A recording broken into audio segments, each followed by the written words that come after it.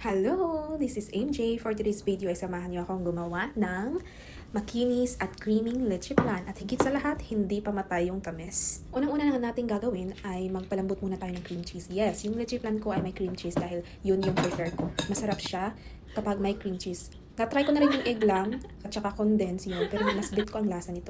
And mas mabuti kung ang cream cheese ninyo ay malambot para mas mabilis na siyang haluin. Kailangan nyo kasi siyang parang mag-melt yung cream cheese para hindi siya magbuo-buo. Pero kung may mixer naman kayo, that's a better idea dahil mapapadali ang inyong proseso. Kailangan din pala natin dito ng 20 pieces egg yolks. At tandaan, kapag 20 pieces yung egg yolk natin, ay dalawang can ng evaporada at isang can ng condensed milk. No? At saka yung cream cheese natin, di ba, bibili kayo ng isang pack.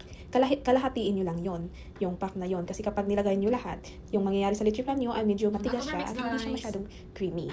At ayan, kinukumbine na natin ang ating mga ingredients. And always put this in your mind na wag mo talagang i-overmix. Dahil kapag na-overmix mo yan, ay parang naging itlog yung leche flan mo. Na parang bagang ang fluffy niya, hindi siya nagiging intact. O, maniwala kayo sa akin dahil ilang beses na nangyari sa akin yan, ha?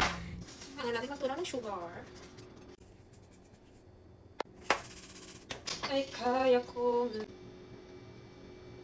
So, ayan na. Tunaw na ang ating asukal.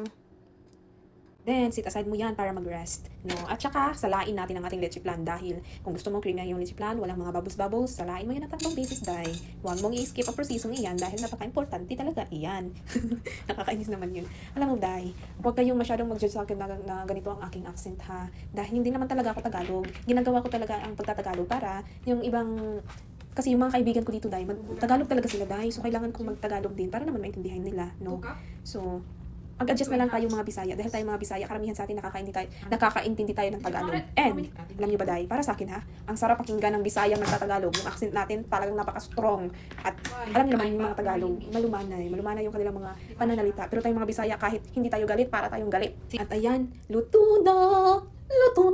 Sino nanood dito ng Cooking Ina? Mas masarap ang leche flan kapag nilagay mo siya sa chiller. Yun mo siya niluto at na overnight, kinabukasan mo na kainin, dahil mas ma-appreciate mo yung lasa, nagkukumbine, nagsisit yung lasa talaga. Ang sarap, diba? Maniwala kayo sa akin dahil hindi ko talaga paborito ang leche flan. Kaya naman, tinatry ko siyang lutuin sa ayon ng aking panlasa. O, di ba? Ang galing ko talaga mag-Tagalog. Pero yung accent, dahil napakahirap talaga niyang matutunan. Mahirap na proseso sa lahat sa paggawa ng leche flan ang pagbabaliktad. Tingnan niyo naman. Hinurim-huriman ko pa yan, ha? Dinasal-dasalan ko pa yan.